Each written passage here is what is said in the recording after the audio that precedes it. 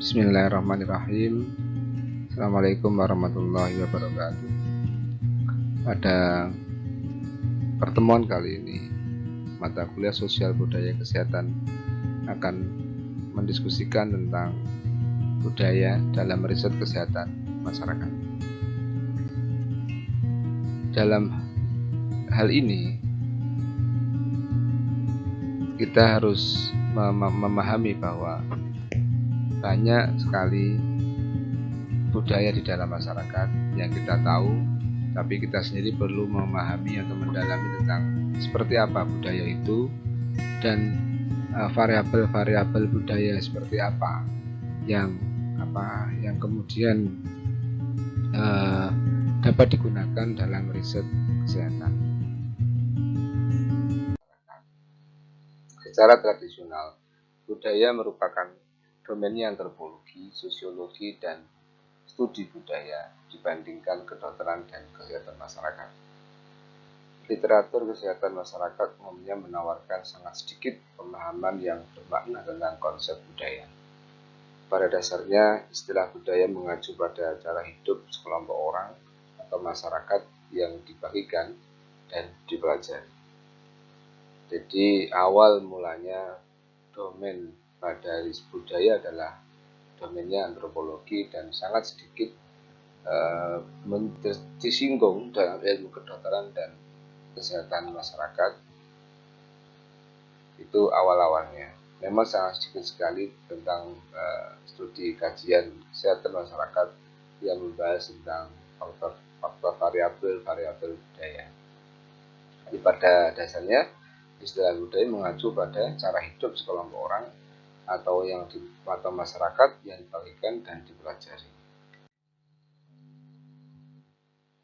Menurut Haviland tahun 2002, budaya terdiri dari nilai abstrak kepercayaan dan persepsi dunia yang berada di balik perilaku orang dan tercermin dalam perilaku mereka.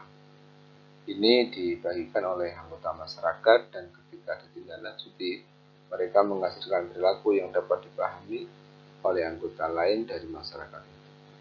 Budaya dipelajari sebagian besar melalui media bahasa, alih-alih diwariskan secara biologis dan bagian-bagian dari fungsi budaya sebagai keseluruhan yang terintegrasi. Jadi Haviland tahun 2002 sudah menjelaskan bahwa memang budaya itu terdiri dari nilai-nilai abstrak, kepercayaan dan persepsi dunia yang berada di balik perilaku orang dan tercermin dalam perilaku mereka. Abstrak itu artinya bahwa tidak nampak seperti apa nilainya, tapi itu muncul di dalam perilaku orang atau sekelompok orang. Nah, 1993 Hall dan Nails itu menulis tentang cakupan budaya. Yang pertama adalah ide, pengetahuan, dan resep untuk melakukan sesuatu.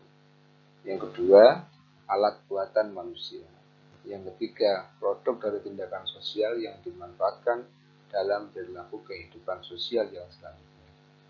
Jadi budaya itu mencakup ide, pengetahuan, dan resep untuk melakukan sesuatu. Yang kedua, cakupannya adalah alat buatan manusia, artinya itu dibikin oleh manusia. Manusia membuat budaya. Kalau di dalam bahasa, di dalam Jawa, di dalam Indonesia kita mengenal bahwa budaya merupakan cipta, karsa, dan karya. Yang ketiga, produk dari tindakan sosial yang dapat dimanfaatkan dalam kehidupan sosial selanjutnya. WHO menjelaskan budaya tidak terbatas pada afiliasi nasional, ras, etnis, atau agama. Itu terdiri dari kepercayaan dan praktek terbuka serta konvensi yang halus dan dipaksakan diambil yang membingkai rasa realitas kita.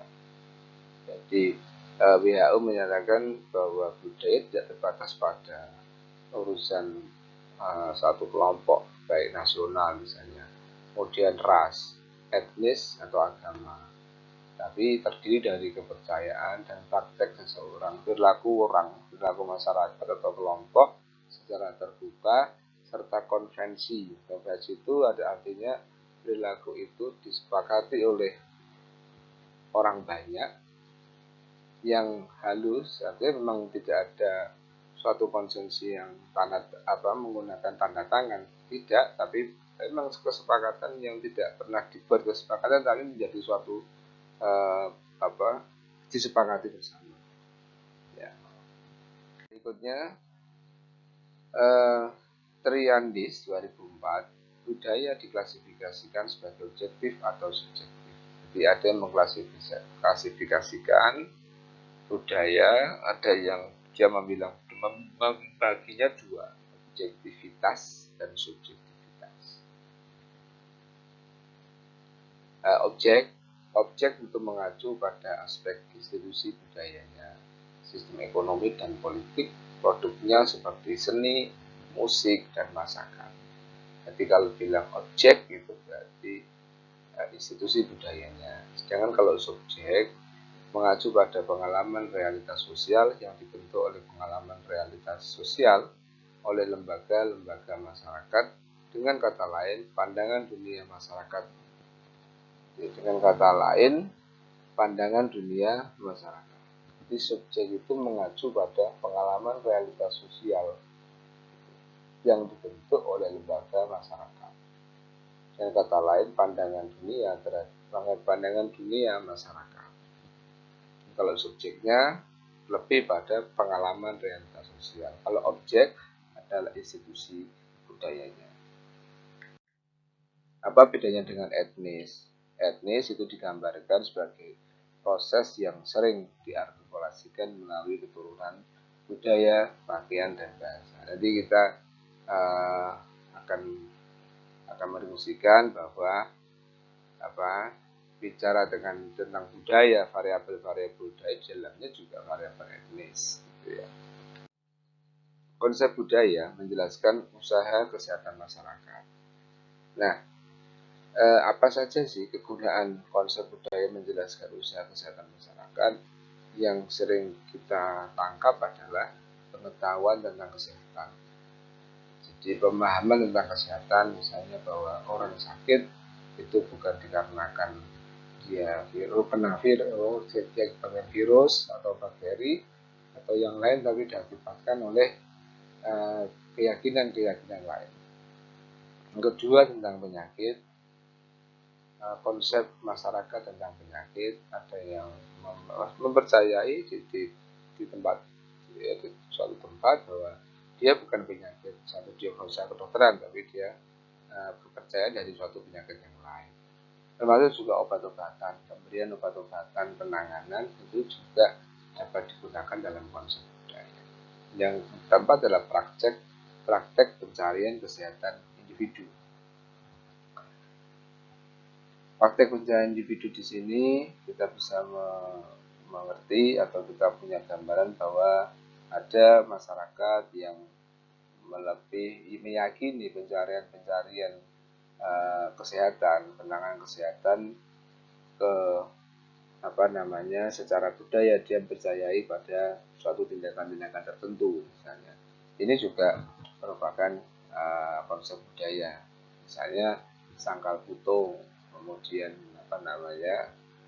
pengobatan yang lain yang sekiranya bukan pengobatan yang seperti kita kenal di dalam ilmu medis atau yang dikenal di rumah sakit dan di layanan kesehatan yang lain. Nah, apa sih ciri budaya? Ciri budaya adalah dinamis dan berkembang, dipelajari dan diwariskan oleh generasi ke generasi, dibagi di antara mereka yang sepakat tentang cara mereka menyebutkan dan memahami kenyataan. Sering diidentifikasi secara simbolis melalui bahasa, pakaian, musik, dan perilaku, dan diintegrasikan ke dalam semua aspek kehidupan individu.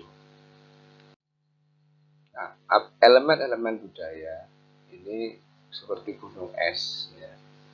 Kita biasanya hanya melihat elemen budaya itu pada yang aspek-aspek nampak, visible aspect of culture, tapi kita tidak melihat atau kita tertutup ada non visible aspect of culture.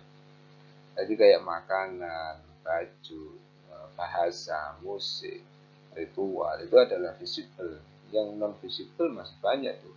Ada nilai etik, handling emotion, notion of time, belief, ya, dan banyak lagi elemen-elemen lain yang kita hanya melihat pada permukaan atas yang kita sebut dengan gundukan gunung es. Intervensi dan kampanye Kesmas tidak lepas dari proses budaya yang diintegrasikan dengan profesionalitas Kesmas. Highlight di sini adalah integrasi, bahwa upaya-upaya intervensi dan promosi kesehatan atau public health campaigns tidak lepas dari proses budaya yang diintegrasikan dengan profesional Kesmas. Iya, pekerjaan Kesmas tidak bisa lepas dari budaya, bagaimana dia bisa menyentuh mereka, bagaimana dia bisa merubah perilaku mereka. Itu adalah kajian-kajian yang harus ada pendekatan-pendekatan budaya. Dan ini salah satu contoh implikasi pada suku Aborigin dan Torres Strait Islander Health. Ini ada contoh satu tulisan yang bagus. Jadi dia melihat tentang bagaimana minat kesehatan masyarakat pada budaya Aborigin dan Torres Strait Islander jarang terlibat dalam seluk-beluk ini. Alih-alih literatur kesehatan masyarakat cenderung membutuhkan rasa tetap yang memungkinkannya mengukur budaya bersama faktor risiko lainnya. Di sini budaya menjadi penting untuk kepentingan rasionalitas dan kesehatan. Ada 6 tema tentang budaya yang dikaitkan dengan riset kesehatan pribadi, yaitu budaya sebagai biologi, budaya sebagai label, budaya sebagai perilaku, budaya sebagai ideologi, budaya sebagai pengganti, budaya sebagai penyembuh, garis miring obat, dan 7 budaya makanan sebagai budaya. Ini nanti minggu depan kita kelas dibagi 6 kelompok ya. Ini saya ralat menjadi 7 kelompok, nanti dibagi menjadi 7 kelompok. Masing-masing kelompok menyampaikan tentang budaya sebagai biologi, budaya sebagai label, budaya sebagai perilaku, sampai pada makanan sebagai budaya disampaikan dalam PowerPoint dalam presentasi jarak jauh. Bahannya ada di e-learning zoology, dapat Anda lihat dan dapat Anda unduh. Konteks budaya kesehatan guna membuat keputusan, guna policy making. Menyelidiki bagaimana konteks budaya mempengaruhi persepsi keterlibatan dengan lingkungan dan seberapa kuat ikatan budaya antara orang-orang dan tempat-tempat mereka yang mereka nilai meningkatkan kesehatan dan kesejahteraan manusia. Di atas bisa juga untuk banyak masalah kesehatan, nutrisi, diabetes mellitus, kanker, penyakit menular, dan lain-lain.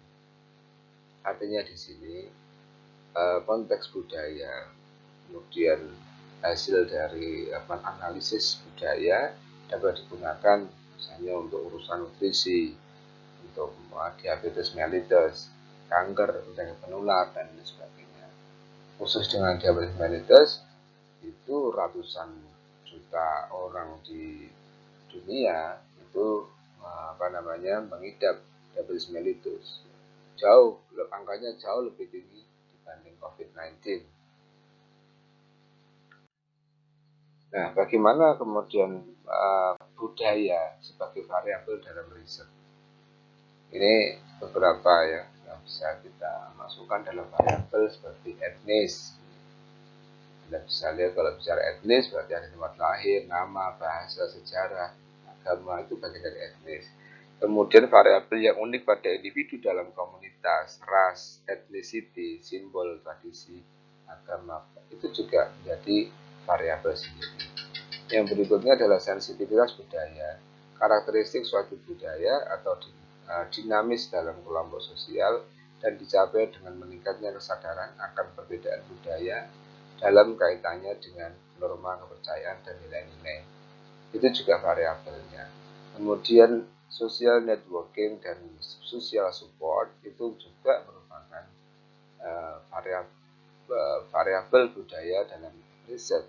Jadi sangat luasnya kalau dibilang dengan variabel budaya. Pengaruh variabel sosial dan budaya terhadap kesehatan melibatkan dimensi waktu serta tempat. Jadi, konteks di mana variabel sosial dan budaya beroperasi untuk mempengaruhi hasil kesehatan disebut secara umum lingkungan sosial budaya. Jadi secara umum kita biasanya menyebutnya social culture and social environment. Jadi kalau ada penelitian dia kemudian ada variabel lingkungan sosial dan budaya, itu adalah variabel satu kesatuan yang dia tidak memisahkan. Lingkungan sosial dan budaya yang relevan untuk produksi kesehatan mencakup tidak hanya lingkungan pribadi langsung individu, misalnya keluarganya, tetapi juga konteks sosial yang lebih luas seperti komunitas tempat tinggal seseorang. Nah, ini ada yang menarik dari satu referensi membagi budaya menjadi dua, kolektivitas dan individualitas, kolektif dan individual. Budaya kolektivistik dan individualistis dapat menimbulkan pandangan yang berbeda tentang kesehatan manusia, serta pada perawatan, diagnosa, dan penyebab penyakit. Bergantung pada di mana pasien cocok di sepanjang rangkaian budaya mereka, termasuk keluarga besar, dalam diskusi tentang asal penyakit, diagnosis, dan perawatan mungkin dapat membantu. Persetujuan untuk intervensi diagnostik dan terapeutik tertentu mungkin diperlukan dari anggota keluarga besar. Ini kenapa kemudian ada yang membagi tentang budaya, ada kolektif, ada individual. Kolektif artinya dia sendiri yang berperilaku dalam satu budaya. Kalau kolektif itu adalah persetujuan dari keluarga besar atau satu masyarakat, satu komunitas. Sedangkan individualistis adalah dia sendiri yang mempunyai keputusan untuk satu tindakan pengambilan keputusan dalam suatu kesehatan. Karakteristik budaya kolektif dan individu perbedaannya nanti kita bisa lihat pada tabel berikut ini atau gambar berikut ini. Bicara tentang kolektivistik itu fokus pada we, pada kita, kemudian promote relatedness and interdependency, connection to the family, value respect and obedience, emphasize group goals, cooperation and harmony, greater broader influence of group views and value. Kalau individualistik fokusnya pada I, value autonomy, view ability to make personal individual choice as a right, emphasize individual initiative and achievement. Kemudian lesser influence of group view and values and fewer aspect of life. Individualistik fokusnya pada saya. Tadi saya sampaikan bahwa pada dirinya sendiri dalam suatu pengambilan keputusan kesehatan, bahwa itu ada kurangnya atau rendahnya atau kurangnya pengaruh dari kelompok, nilai-nilai kelompok dan pandangan kelompok. Ya. Jadi bahkan tidak menggunakan pandangan kelompok, dia mengambil keputusan sebagai individualistis. Maka ada yang kemudian membagi menjadi karakteristik individualistik. Bagaimana dampak budaya pada kesehatan? Dapat membantu memutuskan apa? Nah, contoh di bawah ini adalah memutuskan bagaimana pasien dan penyedia layanan kesehatan memandang kesehatan dan penyakit. Apa yang diyakini pasien dan penyedia layanan kesehatan tentang penyebab penyakit. Jadi sebagai contoh, beberapa pasien tidak menyadari teori kuman dan sebagainya. Mungkin mereka pada fatalisme, jin. Misalnya di pedesaan Afghanistan, roh jahat yang menangkap bayi dan bertanggung jawab atas penyakit seperti tetanus, mata jahat atau setan. Mereka mungkin tidak menerima diagnosis dan bahkan percaya mereka tidak dapat mengubah jalannya peristiwa. Alih-alih mereka hanya dapat menerima keadaan saat terungkap. Nah, sebagai contoh, dulu sekali kita pernah mendengar tentang isu hantu cekik, orang yang tiba-tiba mati, ya, kita sebut hantu cekik. Kemudian di tempat lain, di desa lain waktu saya kecil itu sebutannya adalah damarteng. Damarteng itu orang yang kalau sebelumnya dia melihat ada lampu yang kegelapan, dia melihat besoknya mati. Jadi, ini juga bagian dari suatu keyakinan ya, yang diyakini pasien terhadap kondisi kesehatan. Kemudian berikutnya, memutuskan apa? Nah, tadi dapat memutuskan penyakit atau kondisi apa yang distigmatisasi dan mengapa. Dalam banyak budaya, depresi adalah stigma umum dan melihat seorang psikiater berarti seorang itu gila. Nah, sama dengan kejadian COVID-19 sekarang ini, sudah timbul adanya stigma, gitu ya, dan timbul adalah depresi juga. Nah, kondisi stigma ini kalau berlanjut terus, tidak cepat diselesaikan oleh masyarakat itu sendiri, maka akan menjadi suatu budaya tentang cara pandang orang yang terkena COVID-19 dan cara pandang orang yang meninggal dikarenakan terinfeksi COVID-19. Nah, ini membahayakan juga kalau diterus-teruskan. Berikutnya adalah mampu memutuskan apa? Memutuskan bagaimana penyakit dan rasa sakit dialami dan diekspresikan dalam beberapa budaya. Ketabahan adalah norma, bahkan dalam menghadapi rasa sakit yang hebat. Dalam budaya lain, orang secara terbuka mengungkapkan perasaan yang cukup menyakitkan. Sejauh mana rasa sakit harus diselidiki atau mungkin berbeda. Jadi memutuskan bagaimana penyakit dan rasa sakit dialami dan diekspresikan. Contohnya adalah tentang agama. Di Islam dijelaskan kalau seseorang itu sakit, maka itu dapat menghapus dosa-dosanya. Ini bagian dari bagaimana budaya menjelaskan tentang penyakit dan ekspresi rasa sakit yang dialami, sehingga mampu menguatkan diri seseorang. Berikutnya adalah memutuskan tentang interaksi pasien dengan penyedia layanan kesehatan. Misalnya, tidak melakukan kontak mata langsung adalah tanda rasa hormat di banyak budaya. Tetapi penyedia layanan mungkin bertanya-tanya, apakah perilaku yang sama dari pasien yang mengalami depresi? Ini contoh. Jadi misalnya ada kontak mata langsung tidak hormat, jadi melihat langsung nggak hormat, harus diam.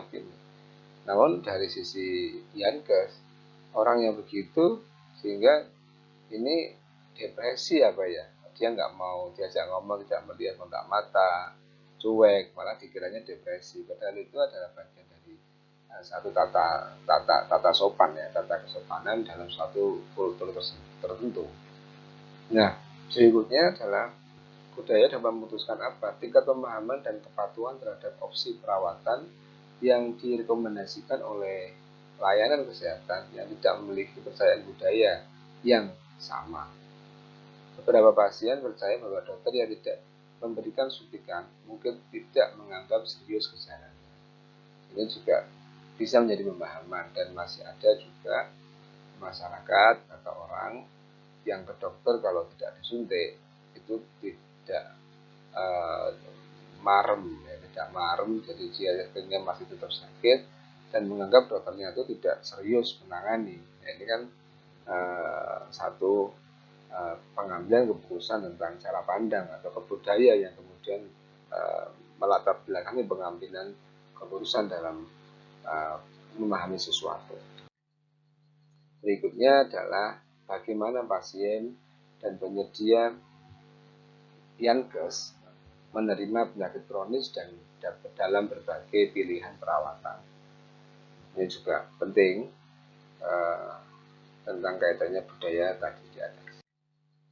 Sebagai penutup, saya akan menyampaikan bahwa budaya itu dinamis, ada keragaman besar dalam budaya apapun, bahkan ketika Anda berpikir Anda memahami satu budaya, itu akan berevolusi atau Anda akan mengidentifikasi dengan suatu. Jadi sebagai penutup bahwa ini adalah hal yang penting bahwa dan variabel-variabel budaya itu dapat digunakan dalam riset-riset kesehatan, dan Anda bisa mencari di dalam artikel-artikel jurnal bagaimana dia memasukkan variabel budaya di dalam suatu risetnya. Demikian yang bisa saya sampaikan dalam pertemuan kali ini terkait topik budaya dan dalam atau budaya yang terkait dengan riset kesehatan masyarakat. Nah, demikian saya tutup. Wabillahi taufiq wal hidayah. Assalamualaikum warahmatullahi wabarakatuh.